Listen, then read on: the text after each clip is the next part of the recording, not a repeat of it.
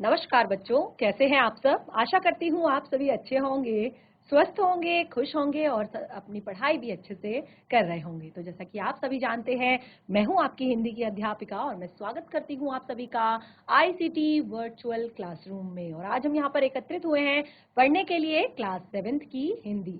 Class 7th की हिंदी में हम यहाँ पर पढ़ रहे हैं अपनी वसंत पाठ्य पुस्तिका भाग 2 का चैप्टर रहीम के दोहे।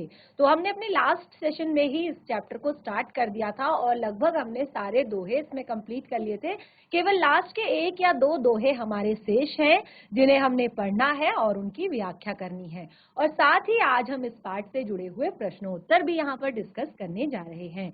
तो देखिए, चैप्टर को स्टार्ट करने से पहले, पाठ को शुरू करने से पहले आज हम सबसे पहले 14 सितंबर यानी कि 14 सितंबर जो आज हमारा दिन है, ये हिंदी दिवस के रूप में, विश्व हिंदी दिवस के रूप में मनाया जाता है। और देखिए, आप सभी को पता है हिंदी जो है वो हमारी मातृभाषा है। भले ही आज के टाइम में आप सबको पता है कि अंग्रेजी का बोलबाला ज्यादा है। अंग्रेजी विषय को पढ़ना यानी कि हिंदी विषय को अगर आप देखेंगे कि जो हिंदी में बात करता है या हिंदी में जो एक्सपर्ट है, भले ही वो बहुत ज्यादा अच्छी हिंदी बोलता हो, बहुत अच्छी ज्यादा हिंदी लिखता हो, लेकिन फिर भी अंग्रेजी जो भाषा है उसको ज्यादा एक तरह से महत्व दिया जाता है।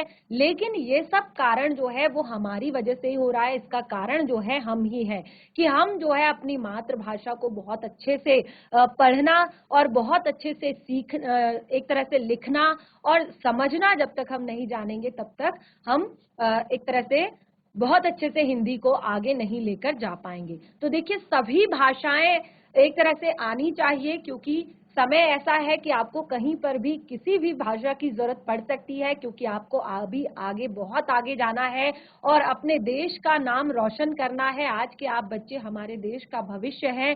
तो इस तरह से आपको भाषाएं तो सभी आनी चाहिए, लेकिन क्योंकि हमारी जो मातृभाषा है, मातृभाषा यानी कि हमारी जो हमने सबसे पहले जिसे सीखा, ठीक है, एक तरह से हमारे परिवार में जब बच्चा छोटा होता है, जब बच्चा जन्म लेता है तो वो अपने परिवार की भाषा सीखता है। अब उसमें भाषा कोई भी बोली हो सकती है, वो उसकी जैसे आप अगर कुमाऊनी है तो कुमाऊनी बोली या गढ़वाली बोली, तो ये तो हमारी पारिवारिक भाषा है। लेकिन उसके बाद जो हम अपनी सबसे फर्स्ट लैंग्वेज जो सीखते हैं, मातृभाषा जो सीखते हैं, वो हमारी हिंदी है। तो इसीलिए सबसे पहले मैं आप सभी को यहाँ पर हिंदी दिवस की बहुत सारी, ढेर सारी शुभकामनाएं दूंगी।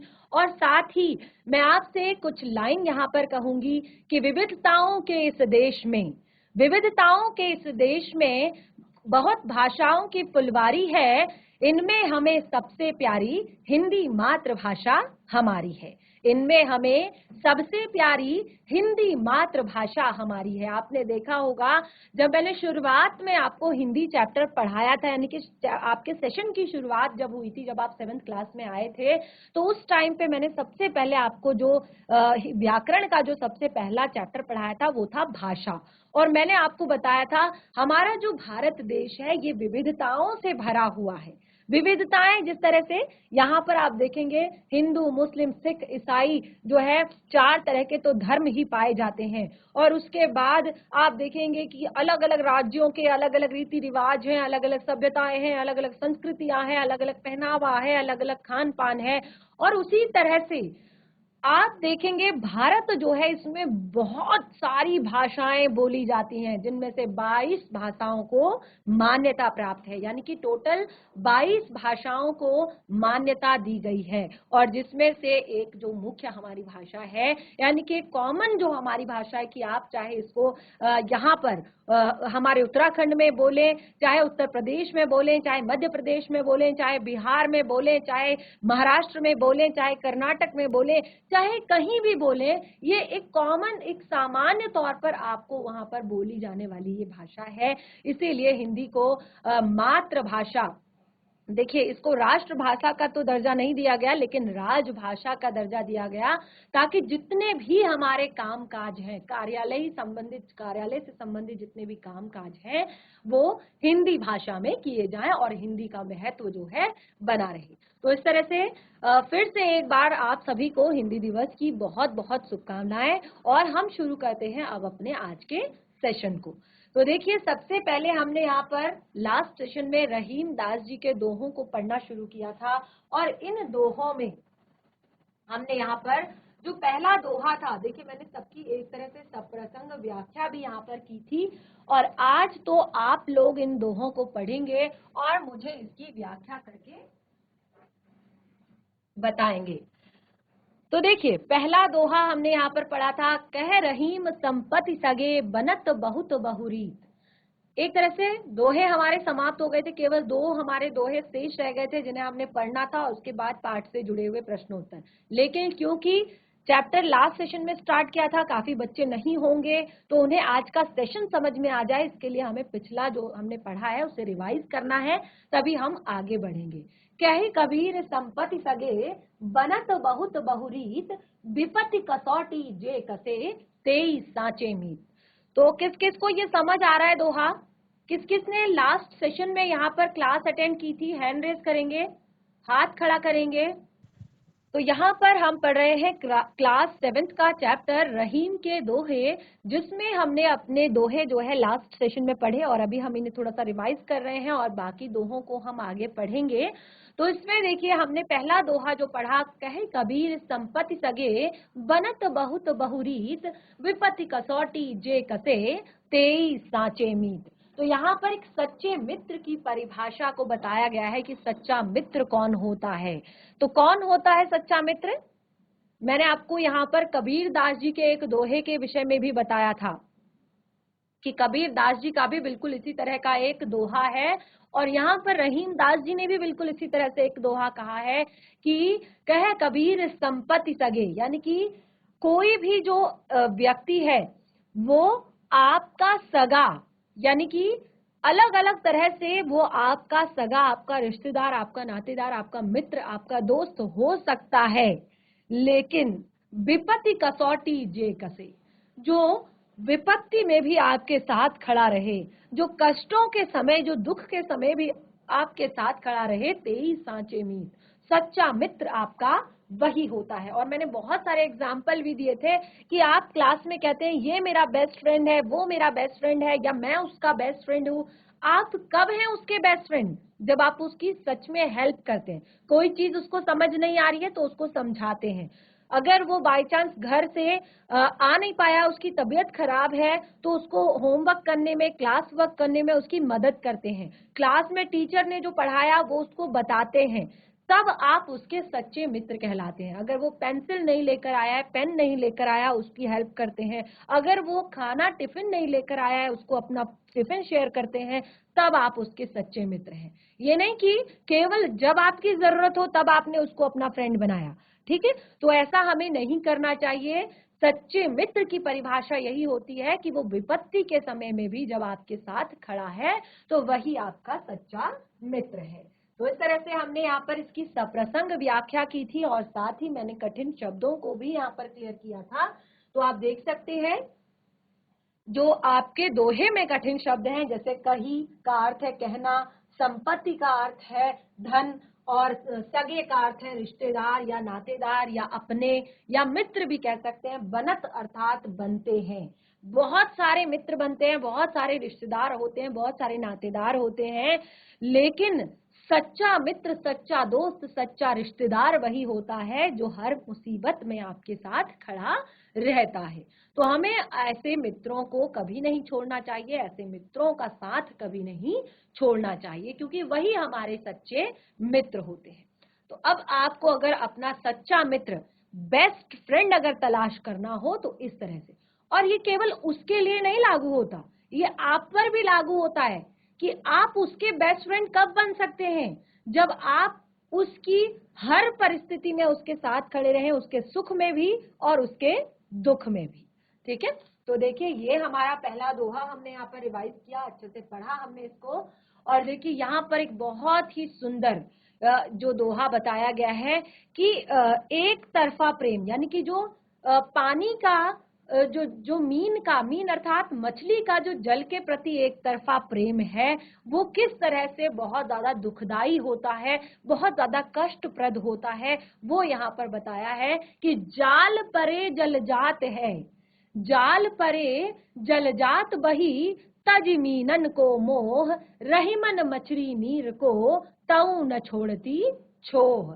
तो कितनी सुंदर पंक्ति है, देखिए, जाल परे जल जात बही, जब जाल डाला जाता है और जब जाल को खींचा जाता है, ठीक है, जब तक जाल डाला जाता है तब जाल भी, पानी भी, मछली भी सब पानी के अंदर है, लेकिन जब जाल को खींचा जाता है तो उस जाल में केवल और केवल मछली फंसकर बाहर आती है, उसके छिद्रों से, उसके छेदों से पानी जो है बाहर निकल जाता है, क्योंकि जाल आपने देखा है ना बहुत बारीक, उसमें छेद होते हैं छोटे छोटे, ताकि मछली अंदर फंस जाए मछली और बाहर ना निकल पाए, क्योंकि उसको खींच दिया जाता है, टाइट कर दिया जाता है, फिर मछली बाहर नहीं निकल पाती है और पानी बाहर रिस जाता है। तो मछली का जल के प्रति एक तरफा प्रेम कि जाल परे जल जात बही, तज मीनन को मोह, जैसे ही मछली जाल में फंसती है तो जो पानी होता है, जो जल होता है, वो मछली के प्रति अपना मोह त्याग देता है, मछली के प्रति अपने प्रेम को त्याग देता है, लेकिन रही मन मछली नीर को, तऊ न छोड़ती छोह। और एक चीज ध्यान रखिएगा, दोहों को ध्यान पूर्वक समझने का प्रयास कीजिएगा। जैसे अभी यहाँ पर कुछ चीजें कही जा रही हैं और कुछ चीजें एग्जाम्पल के तौर पर बताई जा रही, उदाहरण के तौर पर। अब देखिए, रहीमन मछली नीर को, तो यहाँ पर रहीम दास जी कह रहे हैं, क्या कह रहे हैं, रहीमन मछली नीर को, तऊ न छाड़ती छोह, लेकिन जो मछली होती है वो कभी भी अपना जो जल के प्रति स्नेह है, जल के प्रति जो मोह है, उसको छोड़ नहीं पाती, और जब वो पानी से बाहर आती है, जल से बाहर आती है, तो वो अपने प्राण त्याग देती है। आपको पता है ना, जब मछली को हम पानी से बाहर निकाल देते हैं, है ना, मछली जल की रानी है, जीवन उसका पानी है, हाथ लगाओ डर जाएगी, बाहर निकालो तो मर जाएगी। अगर मछली को पानी से बाहर निकाल दिया जाए तो वो मर जाती है, क्योंकि उसका जल के प्रति क्या है, अगाध स्नेह है, अगाध मोह है, अगाध प्रेम है उसका जल के प्रति, इसीलिए वो जल से बाहर जब निकलती है तो वो मर जाती है। तो बहुत ही सुंदर तरीके से यहाँ पर रहीम दास जी ने इसकी व्याख्या भी की है। तो ये मैंने आपको लास्ट सेशन में भी क्लियर कर दिया था कि जब मछली पकड़ने के लिए जाल डाला जाता है तो जल बहकर बाहर निकल जाता है और मछली के प्रति अपना जो मोह होता है उसे त्याग देता है, लेकिन मछली का प्रेम जल के प्रति इतना ज्यादा होता है कि वो जल से अलग होते ही अपने प्राण त्याग देती है। ठीक है, तो इस तरह से यहाँ पर इस दोहे से जुड़े हुए कठिन शब्द भी मैंने आपको बताए।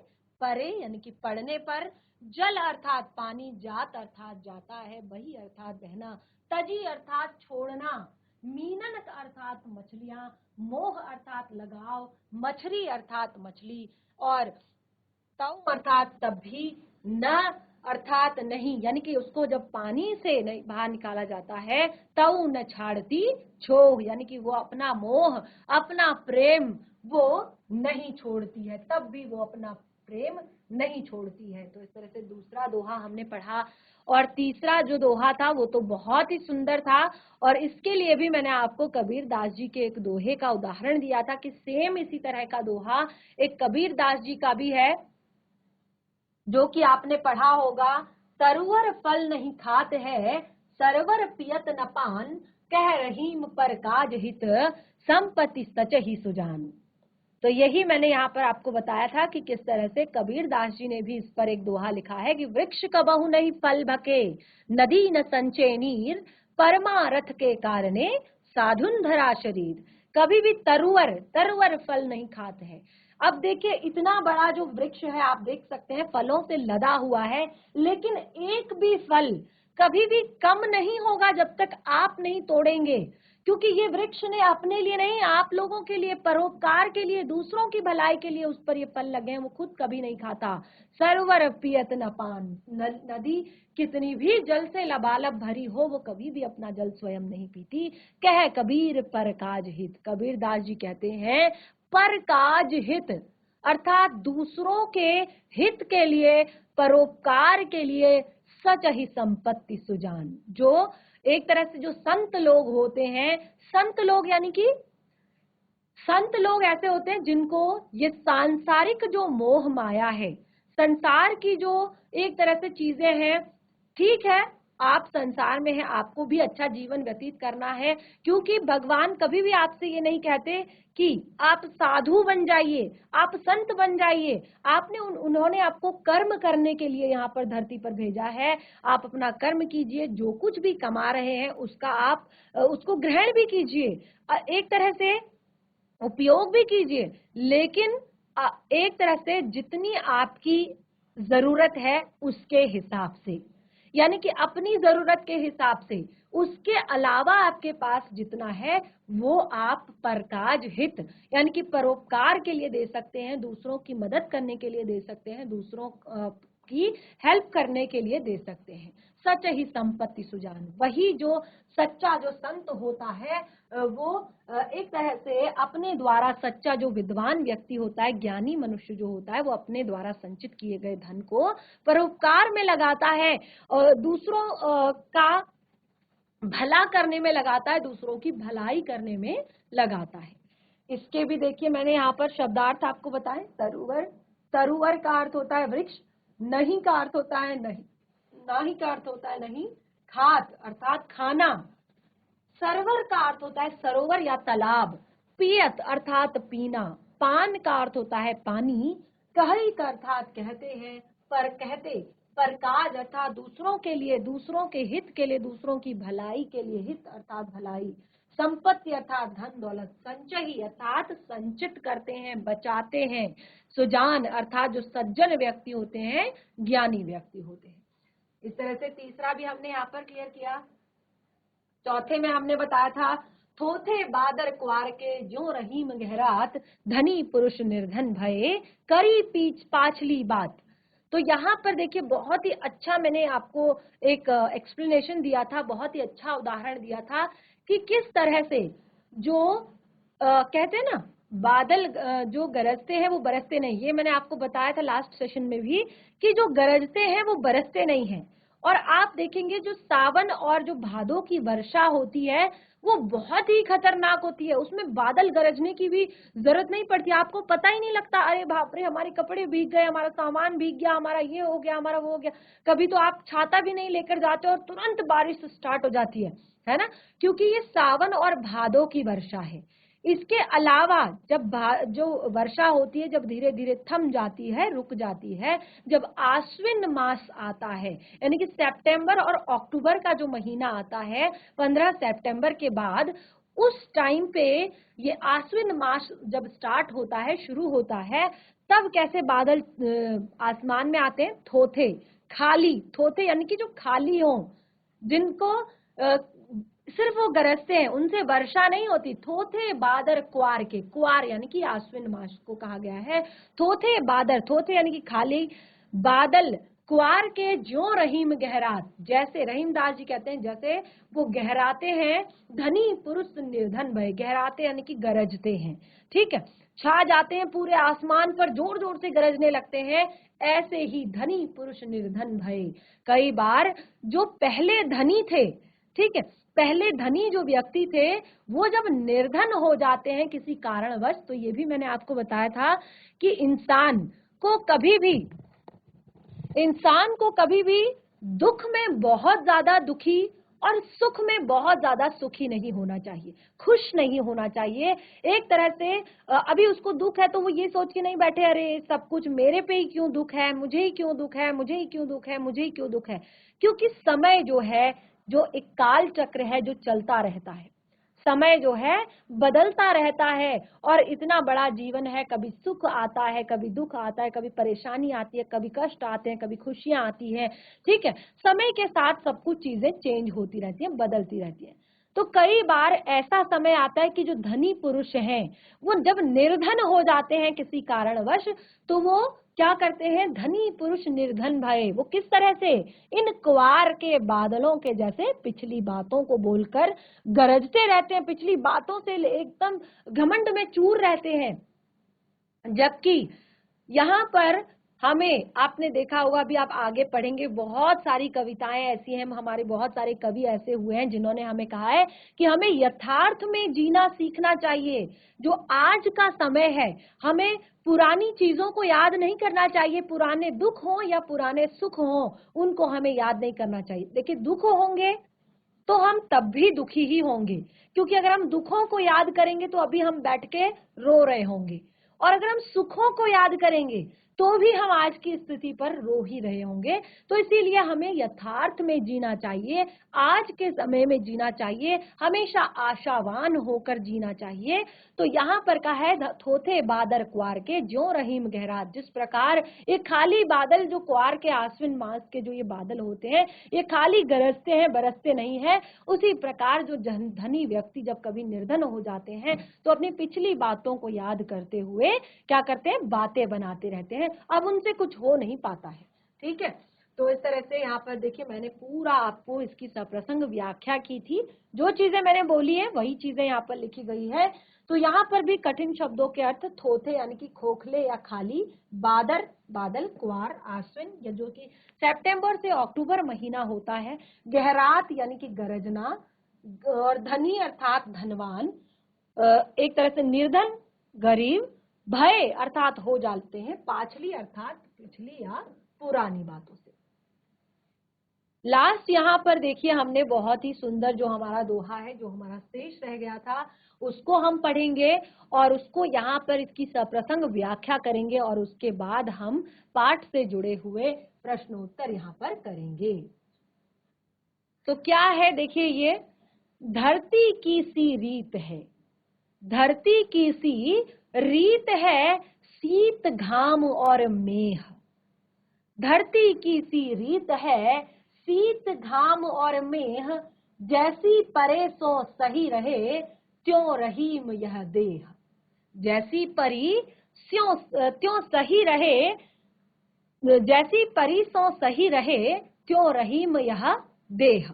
तो यहाँ पर अब जो संसार है, यानी कि जो हमारी धरती है, अब देखिए हमारी धरती माँ जो है कितना कुछ सहन करती है, कितनी सारी चीजें। सबसे पहले तो वो इतना सारा बोझ सहन कर रही हैं, हम लोगों का इतना सारा बोझ हम लोगों का सहन कर रही हैं। ऊपर से जो हम ये गंदगी फैलाते हैं, जो हमने कचरे के ढेर लगाए हुए हैं, उनको सहन करती है। ऊपर से जो हमारा गंदा पानी है उसको सहन करती है। ऊपर से जितनी बाढ़ है, जितना भी भूस्खलन है, उसको सहन करती है। और ऊपर से जो हम जितना भी कंस्ट्रक्शन वर्क करते हैं, यानी कि मकान बनाते हैं, उसके लिए हम खुदाई करते हैं। और आजकल तो आप देखेंगे कि जितना बिल्डिंग जो है ऊपर की तरफ बड़ी होती है ना, यानी कि 1 माला 2 माला 3 माला 4 माला 5 माला, उतने ही ग्राउंड फ्लोर से लेकर नीचे को, ग्राउंड फ्लोर यानी कि जो फर्स्ट आपका होता है, ठीक है, जो जमीन से जुड़ा हुआ आपका फ्लोर होता है,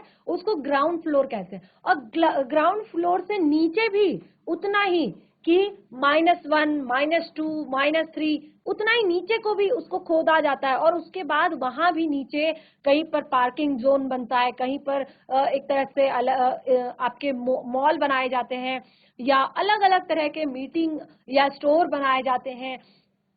तो बहुत सारी तरह से हम धरती को क्या कर रहे हैं, तकलीफ दे रहे हैं, अपनी इस पृथ्वी को क्या कर रहे हैं, तकलीफ दे रहे हैं। लेकिन यहाँ पर कबीर दास जी कहते हैं कि जो मनुष्य का शरीर है, मनुष्य के शरीर को भी इसी तरह का होना चाहिए। अब देखिए, इतनी वर्षा सहती है, धूप सहती है, हमको थोड़ा सा भी धूप सही नहीं जाती, हम अंदर जाते हैं, अरे फैन चलाओ, एसी चलाओ, कूलर चलाओ, जाकर बैठ जाते हैं।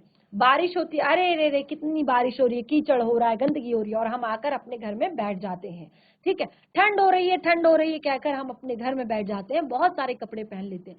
लेकिन धरती को आप देखिए कि वो कितना सब कुछ सहन करती है, बरसात सहन करती है, धूप सहन करती है, ठंड सहन करती है, उसके बाद हम लोगों के द्वारा फैलाया गया जो ये कचरा है उसको सहन करती है, हम लोगों के द्वारा फैलाई गई जो गंदगी है उसको सहन करती है, हम लोगों के द्वारा जो ये उसकी खुदाई इतनी की जाती है उसको सहन करती है, और उसके बावजूद भी वो हमेशा इतनी सुंदर और इतनी प्यारी बनी रहती है। यानी कि एक तरह से वो हमें किसी भी तरह का नुकसान नहीं होने देती। तो यहाँ पर बहुत ही सुंदर तरीके इस दोहे के माध्यम से कहा है कि धरती की सी रीत है, शीत घाम और मेघ, जैसी परे सो सही रहे, जिस भी अवस्था में पड़ी हो सही रहे, त्यों रहीम यह देह, त्यों रहीम यह देह। यानी कि हमें अपने शरीर को इतना ज्यादा मजबूत बनाना चाहिए, इतना ज्यादा कष्टकारी बनाना चाहिए। आजकल के बच्चों में या आजकल के लोगों में ये चीज बिल्कुल नहीं है। अगर आप थोड़ा सा धूप में जाएंगे, अरे अरे अरे सन बर्न हो गया, सर हमारे हाथ काले पड़ गए, हमारा पैर काले पड़ गए, हमारा फेस काला पड़ गया, सन बर्न हो गया हमें, ठीक है, बारिश में भीग गए, अरे हमें तो एलर्जी हो गई, ठीक है। तो इतनी छोटी छोटी चीजों से हम डर जाते हैं। लेकिन रहीम दास जी, यहाँ पर रहीम दास जी ने ये देखिए प्रसंग, तो एक बार प्रसंग मैं फिर से बता दूं, लास्ट सेशन में मैंने सभी दोहों के प्रसंग आपको क्लियर किए थे, तो मैं यहाँ पर प्रसंग बता दूं कि प्रस्तुत दोहा हमारी पाठ्य पुस्तिका वसंत भाग 2 के रहीम के दोहे नामक पाठ से लिया गया है। और इस दोहे में रहीम दास जी ने मनुष्य के शरीर की तुलना किससे की है? धरती माँ से की है, धरती से की है। तो क्या कहते हैं रहीम दास जी? रहीम दास जी कहते हैं कि जिस प्रकार हमारी धरती सर्दी, गर्मी, बरसात के मौसम को एक समान भाव से झेल लेती है, यानी कि कभी इरिटेट नहीं होती कि अरे भाई इतना कचरा मत फैलाओ, कभी बोला धरती माँ ने कि इतना कचरा मत फैलाओ, कभी बोला धरती माँ ने कि इतनी बाढ़ क्यों आ रही है, क्योंकि हमने उस पर लगे सुंदर सुंदर वृक्षों को काट दिया है, और अब जो है भूमि जो है उस जल के कटाव को, उस भूमि के कटाव को नहीं रोक पा रही है और बाढ़ की स्थिति जो है बन जाती है।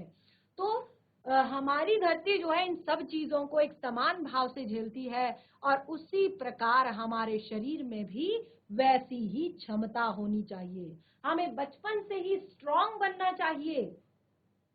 हमें हर चीज की आदत डालनी चाहिए कि अगर हमें धूप में पैदल चलना पड़े तो हम कैसे चलेंगे, अगर हमें बहुत तेज बारिश में जाना पड़े तो हम कैसे जाएंगे, ठंड में अगर हमें बाहर जाना पड़े तो हम कैसे जाएंगे।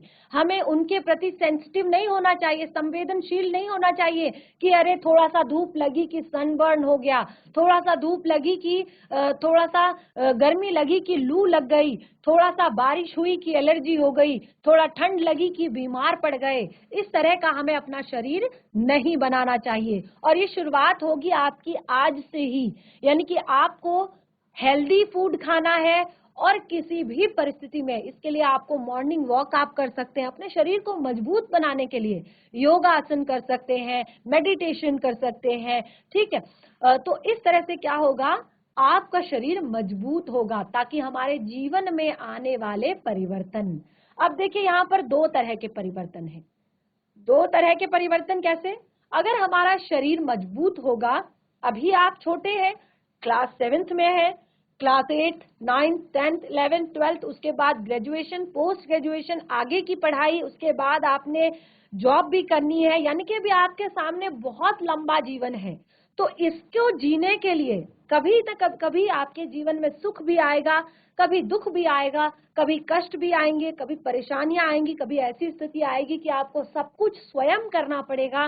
तो उसके लिए आपने, भले ही आपके पास और कुछ ना हो, लेकिन आपका शरीर अगर मजबूत है, अगर आपके हाथ पैर सही सलामत हैं, ताकतवर हैं, स्वस्थ हैं, तो आप किसी भी परिस्थिति में कुछ भी काम कर सकते हैं, झेल सकते हैं। यानी कि आप अपने आने वाले जो जीवन में आने वाले परिवर्तन है उन्हें सहज रूप से स्वीकार कर सकते हैं। तो इस तरह से बहुत ही सुंदर दोहा था हमारा ये अंतिम दोहा, कि रहीम दास जी कहते हैं जिस प्रकार हमारी धरती गर्मी, ठंड, बरसात को, सभी मौसमों को एक समान भाव से झेलती है, उसी प्रकार हमारे शरीर में भी वैसी ही क्षमता होनी चाहिए हमें जीवन में आने वाले परिवर्तनों को, फिर वो चाहे सुख हो चाहे दुख हो, सहज भाव से स्वीकार करना चाहिए। और देखिए आजकल के बच्चे जो है सबसे पहले तो हेल्दी फूड नहीं खाते हैं, दूध नहीं पीते हैं, संतुलित आहार नहीं लेते हैं और उसके बाद वो आए दिन बीमार पड़ते हैं। अगर इसी तरह से आपकी स्थिति रही तो आप बड़े होकर क्या करेंगे? आप कैसे मजबूत बनेंगे, कैसे स्ट्रांग बनेंगे, कैसे आने वाली परिस्थितियों का सामना करेंगे? तो सबसे पहले इस टाइम पे है आपको खान पान पर ध्यान देना है, योगासन करना है, रनिंग करनी है और साथ ही बहुत सारी एक्सरसाइजेस करनी है, अपनी पसंद के खेल कूद और आउटडोर गेम्स, क्योंकि आज के बच्चे जो है मोबाइल फोन, टीवी, कंप्यूटर, इन सब चीजों में क्या है अंदर ही बंधे हुए रह गए हैं। आउटडोर गेम्स, बाहर के जो खेल होते हैं, जो हम घर से बाहर खेलते हैं, उन सब गेमों, उन सब खेलों को तो बच्चे भूल ही गए हैं, जिस तरह से उनका शारीरिक विकास अच्छे से नहीं हो पाता है। तो ये सारी चीजें आपने करनी है। इन सब चीजों में पढ़ाई के साथ साथ आपने अपने शरीर का भी ध्यान देना है, क्योंकि अगर शरीर स्वस्थ होगा तभी मन और बुद्धि आपके स्वस्थ रह पाएंगे। ठीक है, तो इस तरह से यहाँ पर हमारे सभी दोहे कंप्लीट होते हैं। और हमने इसकी कुछ कठिन शब्द हैं, इसे देख लीजिए। रीत का अर्थ होता है ढंग, शीत का अर्थ होता है ठंड या सर्दी, और घाम का अर्थ होता है धूप, ओ का अर्थ होता है और, मेह, मेह का अर्थ होता है बारिश। ठीक है, परे अर्थात पढ़ना, सो अर्थात सारा, सही अर्थात सहना, क्यों अर्थात वैसे, देह अर्थात जो हमारा शरीर है, ये हमारी जो देह है, हमारा जो शरीर है। ठीक है, तो इस तरह से ये हमारा यहाँ पर कंप्लीट होता है। और अब हम यहाँ पर जो है जो कुछ प्रश्न हैं उनको हम यहाँ पर करेंगे कि जो कबीर दास जी की रचनाएं या रहीम दास जी की रचनाएं, अब यहाँ पर कुछ सामान्य उद्देश्य और कुछ, तो देखिए मैंने बाकी चीजें आपको बता दी हैं, कठिन शब्दों के अर्थ मैंने यहाँ पर आपको बता दिए हैं। तो देखिए इस तरह से यहाँ पर बहुत सारे मूल्य परक प्रश्न भी हैं जो आपके जीवन से जुड़े हुए हैं। बाकी हम आपके पाठ्य पुस्तिका से संबंधित प्रश्नों को करते हैं एक बार। तो ये है आपके पाठ से जुड़े हुए प्रश्न उत्तर, बहुत ज्यादा टफ नहीं है, बहुत ज्यादा कठिन नहीं है और सारे आपने ही करने हैं, कुछ यहाँ पर बहुत ज्यादा करने की जरूरत नहीं है। पहला प्रश्न देखिए, दो चीजें इसमें हैं। प्रश्न एक देखिए, प्रश्न एक है पाठ में दिए गए दोहों में से कोई पंक्ति कथन है। कथन यानी कि रहीम दास जी कह रहे हैं, वही चीज मैं आपको क्लियर कर रही थी पहले कि कोई दोहे तो कथन है यानी कि जो कहे गए हैं, और कोई जो दोहे ऐसे हैं जो कथन को प्रमाणित करने वाले हैं। ठीक है, यानी कि एग्जाम्पल दे रहे हैं, प्रमाणित कर रहे हैं। तो इन दोनों प्रकार की पंक्तियों की पहचान करके आप अलग अलग लिखेंगे। तो 3 दोहे शुरुआत के ऐसे हैं जो आपके कथन हैं, यानी कि वहां पर कबीर दास जी कह रहे हैं, और बाकी के दोहे 2 ऐसे हैं कि जिनमें प्रमाणित किया गया है, जिनमें एक तरह से एग्जाम्पल दिया गया है, उदाहरण दिया गया है। तो 3 दोहे अलग और 2 दोहे अलग।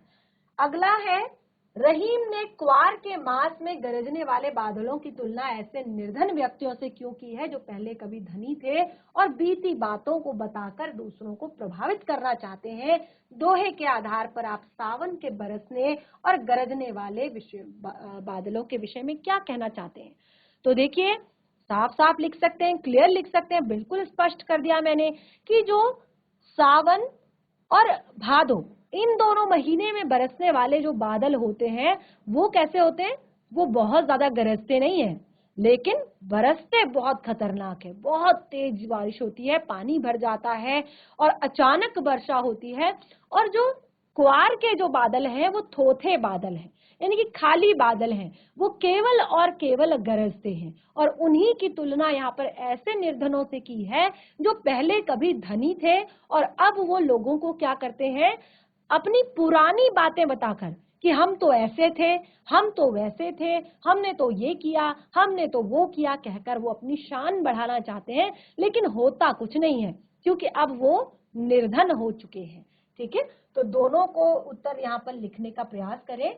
और इसी तरह से दोहों से आगे भी यहाँ पर है, नीचे दिए गए दोहों में बताई गई सच्चाई को यदि हम अपने जीवन में उतार लें तो उनसे क्या लाभ होंगे, सोचिए और लिखिए। देखिए, दो चीजें, दो दोहे यहाँ पर बताए गए हैं और बोला गया है कि इन दोनों दोहों को यदि हम अपने जीवन में उतार लें, तरवर कबहु न फल बके, जो यहाँ पर कहा गया है, और जीवन की सी रीत है। ये जो दो, पहला, दूसरा और आपका लास्ट वाला जो दोहा है, इन दोनों को एक बार लिखिए और फिर समझने की कोशिश कीजिए कि अगर यही चीज हम करें तो क्या लाभ होगा, इससे क्या फायदा होगा, समाज को क्या फायदा होगा और हमें क्या फायदा होगा। ठीक है, तो उसके बाद यहाँ पर भाषा की बात आती है। तो जिस तरह से यहाँ पर बहुत सारी अलग अलग चीजें दी गई हैं, बहुत सारे उदाहरण भी हैं, और इन उदाहरणों में जो अलग अलग चीजें हैं, ये सारी चीजें आपकी पाठ्य पुस्तिका से ही ली गई हैं, यानी कि आपकी पाठ्य पुस्तिका में ही ये चीजें हैं। तो इनको घर पर पढ़िए और साथ ही समझने का प्रयास कीजिए, पाठ से जुड़े हुए प्रश्नोत्तर कीजिए, और भावार्थ लिखने के लिए लास्ट सेशन में भी होमवर्क दिया था और फिर से दे रही हूँ कि सभी दोहों को लिखें और साथ ही भावार्थ लिखने का प्रयास करें। कोई भी डाउट होता है उसे नेक्स्ट सेशन में क्लियर करें। तब तक के लिए धन्यवाद। आपका दिन शुभ हो।